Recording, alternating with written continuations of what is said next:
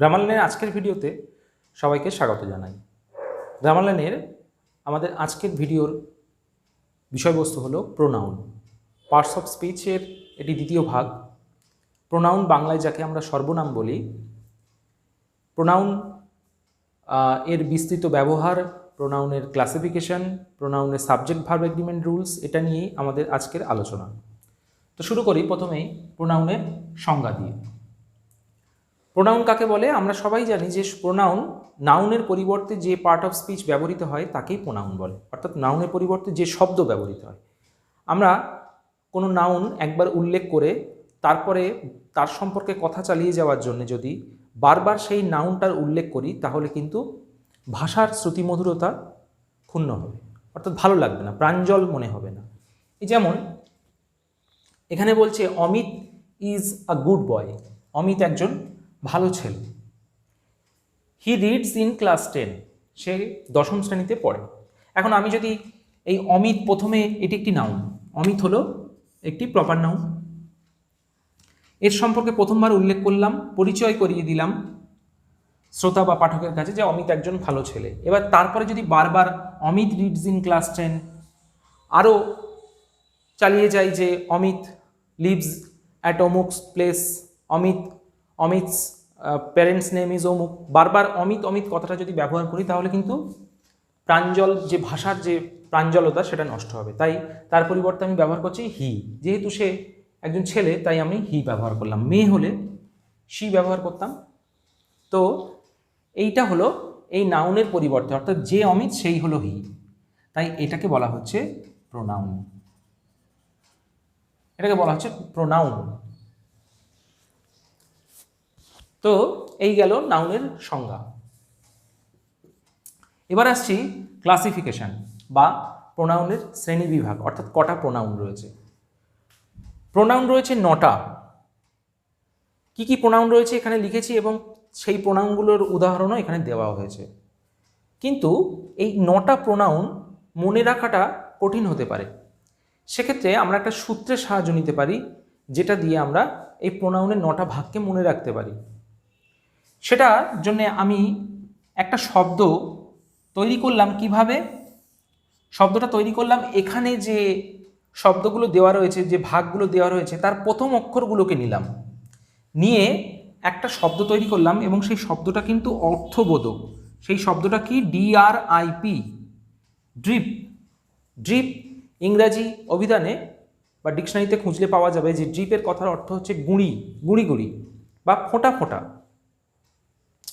ফোঁটা ফোঁটা। কোনো তরল পদার্থের ফোঁটা ফোঁটাকে আমরা ড্রিপ বলতে পারি, অর্থাৎ তরল পদার্থটা পড়বে, সেটা জল হতে পারে বা অন্য কিছু হতে পারে, সেটা ফোঁটা ফোঁটা যদি পড়ে তো তাকে বলা হয় ড্রিপ করা। যে ওয়াটার ইজ ড্রিপিং, মানে ওয়াটার ফোঁটা ফোঁটায় পড়ছে। তো ডি, তবে এখানে মাথায় রাখতে হবে ড্রিপ, এটা সহজে মনে রাখা যায়, তবে এখানে মাথায় রাখতে হবে যে প্রত্যেকের তলায় 2 দেব, এক্সেপ্ট আর। আই এর তলায় 2, পি এর তলায় 2, আর এর তলায় 3। তার মানে ডি দিয়ে 2টো আছে, আর দিয়ে 3টে আছে, আই দিয়ে 2টো আছে, পি দিয়ে 2টো আছে। দেখে নিই, ডি দিয়ে 2টো, ডেমনস্ট্রেটিভ অ্যান্ড ডিস্ট্রিবিউটিভ। ডেমনস্ট্রেটিভ অর্থাৎ যে প্রোনাউনগুলো ডেমনস্ট্রেট করে, মানে বর্ণনা দেয়। ডেমনস্ট্রেট করা মানে বর্ণনা দেওয়া। কোনগুলো? This, that, this, there, some, such. This মানে এইটি, দ্যাট মানে ওইটি, দিস মানে এইগুলি, দেয়ার মানে সেখানে, সাম মানে কিছু, সাচ মানে এইরূপ। আচ্ছা, ডিস্ট্রিবিউটিভ প্রোনাউন অর্থাৎ ভাগ করে দেওয়া বোঝায়। ভাগ করে দেওয়া বোঝায় কীরকম? Each, either, neither. ইচ মানে প্রত্যেকটি, আইদার মানে হয় এটি, নাইদার মানে নয় ওটি, এইভাবে। তাহলে ডি দিয়ে 2টো পেয়ে গেলাম। এবার আর দিয়ে রয়েছে 3টে। কি কি? রিলেটিভ, রেসিপ্রোকাল এবং রিফ্লেক্সিভ অ্যান্ড এমফ্যাটিক। রিলেটিভ মানে কি? রিলেটিভ প্রোনাউন সম্বন্ধবাচক সর্বনাম। হু, হোয়াট, হুইচ, দ্যাট, এইগুলো হচ্ছে রিলেটিভ প্রোনাউন, অর্থাৎ 2টো ক্লজকে যুক্ত করে যে প্রোনাউন সেটাকেই বলা হয় রিলেটিভ প্রোনাউন। তারপরে আসছে রেসিপ্রোকাল প্রোনাউন। রেসিপ্রোকাল কথার অর্থ হচ্ছে পারস্পরিক। বাংলায় যেটা পারস্পরিক সর্বনাম, ইংরেজিতে সেটাকেই বলা হয় রেসিপ্রোকাল প্রোনাউন। কোনগুলো? ইচ আদার ও ওয়ান আনাদার। এটা ফিক্সড, দুটোই মাত্র আছে রেসিপ্রোকাল। ইচ আদার মানে কি একে অপরকে, ওয়ান আনাদার মানেও কিন্তু একে অপরকে। পার্থক্য কি, দুজনের মধ্যে যখন বোঝাবে একে অপরকে তখন ইচ আদার, যখন দুইয়ের বেশি ততোধিক ব্যক্তির মধ্যে বোঝাবে তখন ওয়ান অ্যানাদার, ব্যক্তি বা বস্তুর মধ্যে বোঝাবে ওয়ান অ্যানাদার। এটা মাথায় রাখতে হবে যে ইচ আদার হচ্ছে দুজনের মধ্যে একে অপরকে বোঝায়, একে অপরের সাথে কোলাকুলি করা, একে অপরের সাথে হ্যান্ডশেক করা, তো সেটা সেক্ষেত্রে দুজনের মধ্যে। আর ওয়ান অ্যানাদার দুইয়ের বেশি ব্যক্তি বা বস্তুর মধ্যে। 5 দাগ বলছে রিফ্লেক্সিভ অ্যান্ড এমফ্যাটিক। এই কথাটা কেন বলা হয়েছে রিফ্লেক্সিভ এমফ্যাটিক? আসলে চোখে থেকে বোঝার উপায় নেই, কারণ সেলফযুক্ত, মনে রাখতে হবে যে সেলফযুক্ত প্রোনাউনগুলো হচ্ছে রিফ্লেক্সিভ বা এমফ্যাটিক প্রোনাউন। যেমন my self, your self, him self, এইগুলো সেলফ থাকবে, সেলফ থাকতে পারে, অথবা প্লুরালে সেলফস, SELVES, সেলফস থাকতে পারে। যেমন দে হলে দেম সেলফস, উই হলে আওয়ার সেলফস, এরকম। এখানে একটা উদাহরণ আমাদের দিয়ে দেওয়া দরকার সেলফস দিয়ে, যেমন আওয়ার সেলফস, প্লুরালে সেলফটা হয়ে যায় সেলফস। এবারে একটা জিনিস লক্ষ্য করতে হবে, রিফ্লেক্সিভের সঙ্গে এমফ্যাটিক কথাটা জুড়ে দিয়েছি। এমফ্যাটিক কথা, রিফ্লেক্সিভ মানে রিফ্লেক্স করা মানে কি, মানে প্রতিবিম্ব দেখা, হ্যাঁ, প্রতিচ্ছবি, অর্থাৎ নিজেকে নিজে বলা, মাই সেলফ। আই মানে আমি, কিন্তু আমি নিজে অর্থ হচ্ছে মাই সেলফ। ইউ মানে তুমি, কিন্তু ইউর সেলফ মানে তুমি নিজে। এই নিজে শব্দটা থাকার জন্য রিফ্লেক্সিভ প্রোনাউন ব্যবহার করা হয়।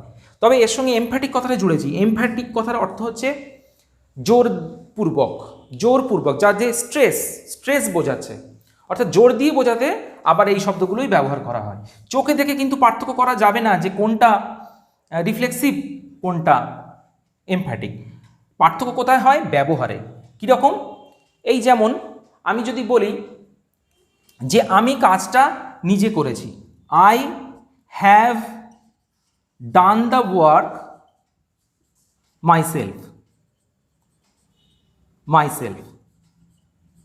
তার অর্থ হলো আমি কাজটা নিজে করেছি। এটা কিন্তু রিফ্লেক্সিভ প্রোনাউন। এটাকে যদি বলি আমি কাজটা নিজেই করেছি, জোর দিয়ে বোঝাই, I myself have done the work, অর্থাৎ ব্যবহারের ওপরে পাল্টে যাবে ওর নামটা। প্রথম ক্ষেত্রে মাইসেলফটা শেষে বসছে, এটা থাকছে রিফ্লেক্সিভ প্রোনাউন। পরের উদাহরণটা আই এর পরেই মাইসেলফ বসছে, এটা হচ্ছে এমফ্যাটিক, জোর দিচ্ছে।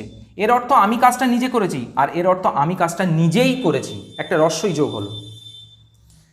আচ্ছা, এরপরে রয়েছে কি ইনডেফিনাইট প্রোনাউন, মানে অনির্দেশক সর্বনাম, কোনো নির্দিষ্ট করে কিছু বোঝাবে না, অনির্দিষ্ট করে। সেগুলো কি ওয়ান, সাম, এনি, অল, নান। ওয়ান মানে কেউ একজন, সাম মানে কিছু একটি বা কিছু জিনিস, এনি মানে যে কোনো, অল মানে সব, অর্থাৎ নির্দিষ্ট করে কিছু বোঝাচ্ছে না, সেইটা নির্দেশ করতে ইনডেফিনাইট প্রোনাউন এইগুলো ব্যবহৃত হয়। 8 দাগ রয়েছে পার্সোনাল প্রোনাউন। এটাই অ্যাকচুয়ালি সূত্রপাত ঘটানো উচিত ছিল, প্রথমে 1 দাগে পার্সোনাল প্রোনাউন দেওয়া উচিত ছিল, কারণ শুরুটা এটা দিয়েই হয়। আমরা সাধারণত সর্বনাম শিখি আমি, তুমি, এইগুলো দিয়েই শেখা শুরু করি, কিন্তু আমার এই সূত্রের স্বার্থে আমাকে এর পজিশনটা নিচে নামাতে হলো। আমরা জানি পার্সোনাল প্রোনাউন, এগুলো আমরা সবাই জানি, I, we, you, he, she, it, আমি, তুমি, তোমরা, সে, তারা, এইগুলো হচ্ছে পার্সোনাল বা ব্যক্তিবাচক সর্বনাম। সব শেষে আসছে পজেসিভ প্রোনাউন। পজেসিভ কথার অর্থ কি? অধিকার সূচক। পজেস করা মানে অধিকারে, নিজের অধিকারে রাখা, অর্থাৎ যে শব্দগুলো বা যে প্রোনাউনগুলো দিয়ে নিজের অধিকার বোঝাবে সেইগুলো হলো পজেসিভ প্রোনাউন। যেমন মাইন মানে কি আমার, ইয়োর্স তোমার, আওয়ার্স আমাদের, হিজ তার, ইটস ইহার। এই ইটসটা একটু খেয়াল করতে হবে। আমি যখন এরপরে প্রোনাউনের চার্ট দেব, সেখানে আমি এটা নিয়ে আলোচনা করে দেব। এবারে আমরা দেখব প্রোনাউন চার্টটা কি, অর্থাৎ একটা প্রোনাউনের subjective form, objective form, possessive form, possessive pronoun, possessive adjective, reflexive form কি, কারণ এগুলো প্রোনাউনের একটা রূপভেদ বলা যায়, তো সেগুলো জানা খুব প্রয়োজন। যেমন প্রথমে আই মানে কি আমি, এর অবজেক্টিভ ফর্ম মি, অর্থাৎ অবজেক্ট পজিশনে যে থাকে তাকেই অবজেক্টিভ ফর্মটা বলা হচ্ছে এখানে। যেমন আই নো হিম, বা এখানে আইটা হলো সাবজেক্ট, কিন্তু হি নোজ মি, সে আমাকে চেনে, এই মিটা কিন্তু অবজেক্ট ফর্ম, কারণ অবজেক্ট পজিশনে বসে। আর সাবজেক্ট শুরুতে যে বসে সে হচ্ছে সাবজেক্টিভ ফর্ম, ভার্বের পরে যে বসে সে হচ্ছে অবজেক্টিভ ফর্ম। তো সেই ফর্মগুলো জানা জরুরি। যেমন আই মানে আমি, মি মানে আমাকে, মাই মানে আমার, মাইন মানেও আমার। সে মাই মানে আমার, মাইন মানে আমার, দুটোর মধ্যে পার্থক্য কি? দুটোর মধ্যে পার্থক্য হচ্ছে তার পজিশন। যেমন দিস ইজ মাই পেন, এই কলমটি হয় আমার। পেনের আগে বসে এটা অ্যাডজেক্টিভের কাজ করছে। পেন একটা নাউন, একে এর দোষগুণ বোঝাচ্ছে, তাই এখানে মাইটা হয়ে যাচ্ছে অ্যাডজেক্টিভের মতো, তাই এটাকে বলা হচ্ছে পজিটিভ অ্যাডজেক্টিভ। এটা মোটেও কিন্তু প্রোনাউন নয়, এটা প্রোনাউনের মতো দেখতে হলেও এটা হচ্ছে পজিটিভ অ্যাডজেক্টিভ। কিন্তু এটাকেই যদি আমি লিখি দিস পেন ইজ মাইন, অর্থ কিন্তু একই, এই কলমটি হয় আমার, অর্থ কিন্তু একই। এখানে মাইনটা কি? এখানে মাইনটা হচ্ছে পজিটিভ প্রোনাউন, এইটা কিন্তু প্রোনাউন। এই কলমটি হয় আমার, এবং পজিটিভ প্রোনাউন সাধারণত বাক্যের শেষে গিয়ে বসে। আচ্ছা, আর রিফ্লেক্সিভ ফর্ম যেরকমভাবে আলোচনা করেছিলাম, রিফ্লেক্সিভ প্রোনাউন মাইসেলফ। তাহলে আই এর রেসপেক্টে object, possessive adjective, possessive pronoun, reflexive form এইগুলো। তেমনিভাবে ইউ যখন সিঙ্গুলার অর্থাৎ তুমি বোঝাবে, তার অবজেক্টিভ ফর্মও ইউ, পজিটিভ অ্যাডজেক্টিভ হচ্ছে ইয়োর, পজিটিভ প্রোনাউন হচ্ছে ইয়োর্স, আর রিফ্লেক্সিভ হচ্ছে ইয়োর সেলফ। এবার ইউ যদি প্লুরাল অর্থে ব্যবহৃত হয়, মানে তোমরা, তখনও অবজেক্টিভ হবে ইউ, পজিটিভ অ্যাডজেক্টিভ হবে ইয়োর, পজিটিভ প্রোনাউন হবে ইয়োর্স, শুধু রিফ্লেক্সিভ প্রোনাউন হবে ইয়োর সেলভস, প্লুরাল হয়ে যাবে সেলফের। ঠিক একইভাবে উই মানে আমরা, আস মানে কি? আমাদেরকে, আমাদের, আওয়ার্স আমাদের, আওয়ার সেলভস আমরা নিজেরা। হি মানে কি? সে, হিম মানে তাকে, হিজ মানে তাহার, হিজ মানেও তাহার, হিমসেলফ মানে সে নিজে। শি স্ত্রী অর্থে, এটা পুরুষ অর্থে সে, এটা স্ত্রী অর্থে সে। শি হলে অবজেক্টিভ ফর্ম হবে হার মানে তাকে, হার তাহার। হার্টস পজিটিভ প্রোনাউন, হার্টস মানে তাহার, আর রিফ্লেক্সিভ প্রোনাউন হবে হারসেলফ। ডে মানে তারা, অবজেক্টিভ ফর্ম দেম মানে তাদেরকে, দেয়ার তাদের, দেয়ার্স তাদের, দেমসেলভস তারা নিজেরা। ইট মানে ইহা, এটাকে, ইট মানে এটাকে, অবজেক্টিভ ফর্ম হবে ইট। পজিটিভ অ্যাডজেক্টিভ হবে ইটস, ইহার। আর পজিটিভ প্রোনাউন এর এক্সিস্ট করে না, অর্থাৎ এর কোনো ব্যবহার নেই। পজিটিভ প্রোনাউন একমাত্র ইটসের হয় না। আর এটা হচ্ছে, এটা ইটসেলফস হয়েছে, এটা হবে ইটসেলফ, এটা হবে ইটসেলফ।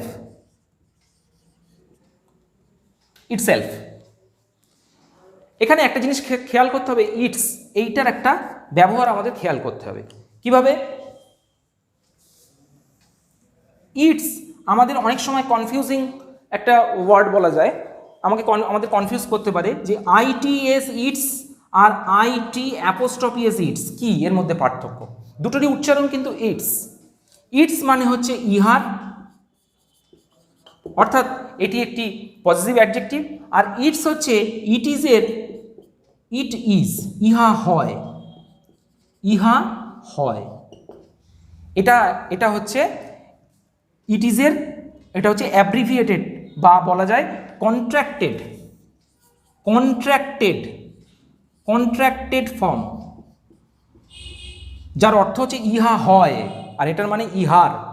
এটা একটা সেন্টেন্সই বলা যায়, ইট ইজ। এবারে আমরা আলোচনা করব রুলস অফ প্রোনাউন, অর্থাৎ প্রোনাউনের ক্ষেত্রে কোনো সাবজেক্ট ভার্ব এগ্রিমেন্ট রুল, অর্থাৎ কোন প্রোনাউনের পরে কি ভার্ব বসবে বা প্রোনাউন সংক্রান্ত কি রুল আছে সেইগুলো আমরা একটু জেনে নেব। এক দাগে বলছে যে বাক্যে ফার্স্ট, সেকেন্ড ও থার্ড পার্সনের উল্লেখ আছে, অর্থাৎ একই বাক্যের মধ্যে দুটো বা তিনটে আলাদা আলাদা পার্সনের উল্লেখ আছে, সেক্ষেত্রে কোন পার্সনটা আগে বসাবো? অর্থাৎ আই, উই, ইউ বা আই, দে, ইউ একই বাক্যের মধ্যে আছে, তাহলে কোনটা আগে বসবে সেটা বসানোর কিন্তু একটা সুস্পষ্ট নিয়ম আছে। সেই নিয়মটা কি? সেই নিয়মটা মনে রাখার জন্য বলা হচ্ছে একটা সূত্র 2-3-1। 2-3-1 রুলটার মানে হচ্ছে 2 মানে সেকেন্ড পার্সন, 3 মানে থার্ড পার্সন, 1 মানে ফার্স্ট পার্সন। অর্থাৎ একই বাক্যে যদি এইগুলো থাকে, এই বিভিন্ন প্রকার পার্সন যদি থাকে, তাহলে প্রথমে বসবে সেকেন্ড পার্সন, যদি না থাকে তাহলে থার্ড পার্সন, যদি না থাকে তাহলে ফার্স্ট পার্সন। হয়তো এর মধ্যে থার্ড পার্সনটা নেই, তাহলে প্রথমে বসাতে হবে সেকেন্ড, তারপরে ফার্স্ট। হয়তো এর মধ্যে সেকেন্ড পার্সন নেই, থার্ড আর ফার্স্ট আছে, তাহলে প্রথমে বসাতে হবে থার্ড পার্সন, তারপরে ফার্স্ট পার্সন। যেমন you Amit and I will watch movie tonight. তুমি, অমিত এবং আমি আজকে রাত্রে মুভি দেখব। তবে মাথায় রাখতে হবে 2, 3, 1টা রুলটা কার্যকর হবে গুড ম্যানার্সের ক্ষেত্রে বা পজিটিভ বিষয়ের ক্ষেত্রে, কোনো ক্রাইম বা কোনো নেগেটিভ বিষয়ের ক্ষেত্রে নয়। তো এক্ষেত্রে কি হচ্ছে, ইউ, অমিত অ্যান্ড আই, এই একই বাক্যের মধ্যে তিন রকমের পার্সন আছে। ইউটা সেকেন্ড পার্সন, অমিতটা থার্ড পার্সন, আর আইটা ফার্স্ট পার্সন। তাই প্রথমে বসেছে সেকেন্ড পার্সন ইউ, তারপরে বসেছে অমিত থার্ড পার্সন, তারপরে বসেছে আই, অর্থাৎ 2, 3, 1। হোয়ারাস ব্যাড ম্যানার্স হলে ওটা হয়ে যাবে 1, 2, 3, 2, 3, 1 এর বদলে হয়ে যাবে 1, 2, 3, অর্থাৎ প্রথমে ফার্স্ট, তারপরে সেকেন্ড, তারপরে থার্ড। ব্যাড ম্যানার্স বা নেগেটিভ বিষয়ের ক্ষেত্রে, যেমন I and you will be punished, আমি এবং তুমি শাস্তি পাবো। এক্ষেত্রে কিন্তু প্রথমে আইটা ফার্স্ট পার্সন, পরে ইউটা সেকেন্ড পার্সন, অর্থাৎ 1 এবং 2 এই অর্ডারে বসছে। তবে প্লুরালের যদি, এতক্ষণ যা বললাম সব সিঙ্গুলার প্রোনাউন, যদি প্লুরাল হয়ে যায় তখন কিন্তু গুড ব্যাড যাই হোক অর্ডার হবে 1, 2, 3, অর্থাৎ এইটাকে ফলো করা হবে। যেমন we, you and they are living for Mumbai tomorrow, এখানে সব কিন্তু প্লুরাল। উই আই এর প্লুরাল, ইউ প্লুরাল এবং দে, অর্থাৎ আমরা, তোমরা এবং তারা আজকে রাত্রে কালকের জন্য মুম্বাই আমরা রওনা দিচ্ছি, কালকে মুম্বাই রওনা দিচ্ছি। তাহলে এখানে ফলো করা হবে 1, 2, 3 রোল যখন প্লুরাল হবে। আর সিঙ্গুলারের ক্ষেত্রে দুটো মাথায় রাখতে হবে, একটা গুড ম্যানার্স হলে 2, 3, 1, আর ব্যাড ম্যানার্স হলে 1, 2, 3। এই সিকোয়েন্সে বা এই অর্ডারে প্রোনাউনগুলো সাজাতে হবে। এর ওপরে কিন্তু সেন্টেন্স কারেকশন বা এটা নিয়ে অনেকের কনফিউশন থাকতে পারে, সেই কনফিউশনটা, এই রুলটা মাথায় রাখলে সেই কনফিউশনটা আর হবে না। 2 নম্বর নিয়ম বলছে রিফ্লেক্সিভ প্রোনাউন কখনো সাবজেক্ট হবে না, অর্থাৎ রিফ্লেক্সিভ প্রোনাউন আমরা সেলফযুক্ত বা সেলফস যুক্ত যে প্রোনাউনগুলো আমরা শিখেছি সেগুলো কিন্তু বাক্যের প্রথমে কখনো বসবে না। যেমন এই উদাহরণে বলছি মাই সেলফ উইল গো দেয়ার, আমি যাব সেখানে, তো এখানে কখনোই মাই সেলফ আসবে না, এটা কাটা, হবে আই উইল গো দেয়ার। 3 নম্বর বলছে যখন কমপ্লিমেন্ট একটি প্রোনাউন তখন বি ভার্বের পরে সাবজেক্টিভ ফর্ম বসবে, অর্থাৎ কমপ্লিমেন্ট কাকে বলে, পরিপূরক, যা অন্য কোনো শব্দের অর্থকে পূর্ণ করে। যেমন it is I who have brought you home, এটা হলো আমি যে তোমাকে বাড়িতে এনেছে। এখানে ইটটা হলো কি, ইটটা হলো এই আইয়ের কমপ্লিমেন্ট, এই আইয়ের কমপ্লিমেন্ট। তাই বলছে যে বিভার্বটার পরে, বিভার্ব কোনটা, ইজটা হচ্ছে বিভার্ব, এরপরে কিন্তু মি করা যাবে না, কারণ ভার্বের পরে আমরা সাধারণত জানি কি অবজেক্টিভ ফর্ম বসে, তবে এক্ষেত্রে হবে না কারণ এটা কমপ্লিমেন্ট, এটা সাবজেক্ট নয়। এখানে কিন্তু কখনোই মি করা যাবে না, মি করা যাবে না, ইট ইজ আই করতে হবে, ইট ইজ মি করা যাবে না। আজকালকার দিনে আমরা কথ্য ভাষায় আমরা সচরাচর এই ভুলটা করে থাকি, এই জায়গাটা আমরা মি বসিয়ে দিই, কিন্তু ইট ইজ আই, অর্থাৎ ইট যে আই সে, অর্থাৎ আইয়ের কমপ্লিমেন্ট হলো ইট, পরিপূরক হলো ইট, তাই ভার্বের পরে কিন্তু সাবজেক্টিভ ফর্মই বসাতে হবে, এটা একটা এক্সেপশনাল রুল, এখানে মি বসানো যাবে না। 4 দাগে বলছে ভার্ব ও প্রিপোজিশনের পরে প্রোনাউনের অবজেক্টিভ ফর্ম বসবে। এখানে যেমন অবজেক্টিভ ফর্ম হবে না সাবজেক্টিভ ফর্ম, মিটা অবজেক্টিভ ফর্ম, এখানে কিন্তু বলছে ভার্ব বা প্রিপোজিশনের পরে সাধারণত আমরা অবজেক্টিভ ফর্ম বসাই। যেরকম between you and I Amit is intelligent, আমাদের মধ্যে, তোমার এবং আমার মধ্যে অমিত হলো বুদ্ধিমান। বিটুইন একটা প্রিপোজিশন, এটা একটা প্রিপোজিশন, এরপরে কিন্তু সাবজেক্টিভ ফর্ম, এই অবজেক্টিভ ফর্ম বসবে, অর্থাৎ আমাদের এখানে বসবে মি, ইউ অ্যান্ড মি বসবে। তাই আমরা কিন্তু এখানে আইটা আর করবো না, আইটা কেটে দেবো, হবে me, between you and me, এরপরে কিন্তু অবজেক্টিভ ফর্ম বসবে। তেমনি ভার্বের পরেও কিন্তু অবজেক্টিভ ফর্ম বসবে, যেমন লেট দেম গো, লেট মানে তাকে যেতে দাও, লেট একটা ভার্ব, তাই এরপরে দে বসবে না, হবে দেম, দের অবজেক্টিভ ফর্ম দেম। 5 নম্বরে কি বলেছে, দুজন ব্যক্তির ক্ষেত্রে আইদার অর, এটা আমরা আলোচনা করছিলাম এক্ষুনি যে দুজন ব্যক্তির ক্ষেত্রে আইদার অর, আর 2 এর বেশি ব্যক্তির ক্ষেত্রে ওয়ান আনাদার, ইচ আদার, মানে ডিস্ট্রিবিউটিভ প্রোনাউন কি বসবে, আইদার, নাইদার, ইচ আদার, দুজন ব্যক্তির ক্ষেত্রে, এবং 2 এর বেশি ব্যক্তি হলে সেক্ষেত্রে এনিওয়ান, নান বা ওয়ান অ্যানাদার ব্যবহৃত হবে। উদাহরণ, দে গ্রিটেড ইচ আদার, অর্থাৎ দুজন ব্যক্তি তারা একে অপরকে অভিনন্দন বা অভিবাদন জানাচ্ছে, এক্ষেত্রে কিন্তু ইচ আদার। 2 এর বেশি ব্যক্তি হয়ে গেলে one another. Friends should never fight with one another, বন্ধুদের নিজেদের মধ্যে মারামারি করা উচিত নয়। এক্ষেত্রে ওয়ান আনাদার যেহেতু ফ্রেন্ডস দুয়ের বেশি বোঝাচ্ছে। রুল নাম্বার 6 বলছে বোথ এর পরে অ্যান্ড ব্যবহার করা উচিত অ্যাজ ওয়েল অ্যাজ নয়। অর্থাৎ বোথ উভয়, বোথ কথার অর্থ হচ্ছে উভয় এই শব্দটা যখন থাকবে তখন আমরা অ্যান্ড ব্যবহার করব, অ্যাজ ওয়েল অ্যাজ ব্যবহার করব না। কারণ অ্যাজ ওয়েল অ্যাজ মানেও অ্যান্ড, এর মানেও এবং, এর অর্থ এবং, কিন্তু এটা কখনোই বসানো যাবে না। যেমন both you and my brother are going to market tomorrow, তুমি এবং আমার ভাই কালকে বাজারে যাচ্ছ। এখানে both you as well as my brother করা যাবে না, করতে হবে অ্যান্ড। এখানে both you as well as এই কথাটা ব্যবহার করা যাবে না, যদিও দুটোর অর্থই কিন্তু এবং। 7 নম্বর বলছে দুই বা ততোধিক ব্যক্তি বা বস্তুর ক্ষেত্রে যখন পছন্দের বিষয়টা আসে তখন হু ব্যবহার না করে আমরা হুইচ ব্যবহার করব। অর্থাৎ যেখানে চয়েসের ব্যাপার আছে বা খুঁজে নেওয়ার ব্যাপার আছে সেখানে আমরা হু ব্যবহার না করে করব হুইচ। যেমন which is your father in the crowd, কেউ একজন প্রশ্ন করছে কোনো একটা ছেলে বা মেয়েকে যে এই ভিড়ের মধ্যে তোমার বাবা কোনজন, কিন্তু এখানে ব্যবহার করা যাবে না যে হু ইজ ইউর ফাদার, যেহেতু ব্যক্তিবাচক সর্বনাম আমরা হু ব্যবহার করব না, করব হুইচ। কারণ এখানে ভিড়ের মধ্যে অনেক মানুষের মধ্যে খুঁজে নেওয়ার ব্যাপার আছে বা চয়েসের ব্যাপার আছে, অপশানের ব্যাপার আছে, সেই জন্য এখানে ব্যবহার করতে হবে হুয়ের জায়গায় হুইচ, এখানে হু ব্যবহার করা যাবে না। 8 দাগ বলছে পজিটিভ প্রোনাউন বাক্যের শেষে বসে বা বলা যায় এরপরে নাউন বসে না। আমরা সবসময় দেখেছি যে পজিটিভ প্রোনাউন এই যে মাইন, ইয়োর্স, এইগুলো বাক্যের একদম শেষে গিয়ে বসবে, এরপরে কিন্তু কোনো ধরনের নাউন বসবে না। যেমন দিস বুক ইজ মাইন, এখানে মাইন হচ্ছে পজিটিভ প্রোনাউন, এটা সবার শেষে বসবে। এটা কিন্তু ইজের আগে বা বুকের আগে, বুকটা হচ্ছে নাউন, এর আগে কিন্তু বসবে না। এর আগে যদি বসে তখন সেটা হয়ে যাবে পজিটিভ অ্যাডজেক্টিভ। যেমন এটাকে আমরা বলবো দিস ইজ মাই বুক, এটাকে বলতে পারি দিস ইজ মাই বুক, এটা ঠিক আছে, কারণ এখানে মাই কিন্তু প্রোনাউন নয়, মাইটা হচ্ছে পজিটিভ অ্যাডজেক্টিভ, কারণ এটা নাউনকে কোয়ালিফাই করছে। যেহেতু এটা প্রোনাউন, নাউনকে কোয়ালিফাই করে না, নাউনের পরিবর্তে বসে, তাই এ কখনোই নাউনের আগে বসবে না।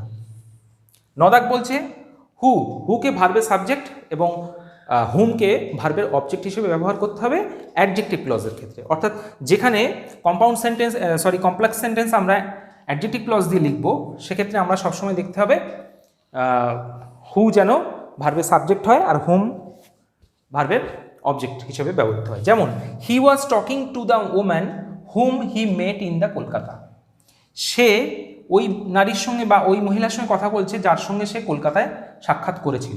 এখানে অবজেক্টকে এখানে অবজেক্ট হচ্ছে এই ক্লজটার he was talking to the woman, এটা হচ্ছে প্রিন্সিপাল ক্লজ, এর অবজেক্ট হচ্ছে দ্য ওম্যান, এইটা হচ্ছে অবজেক্ট, সাবজেক্ট হচ্ছে হি।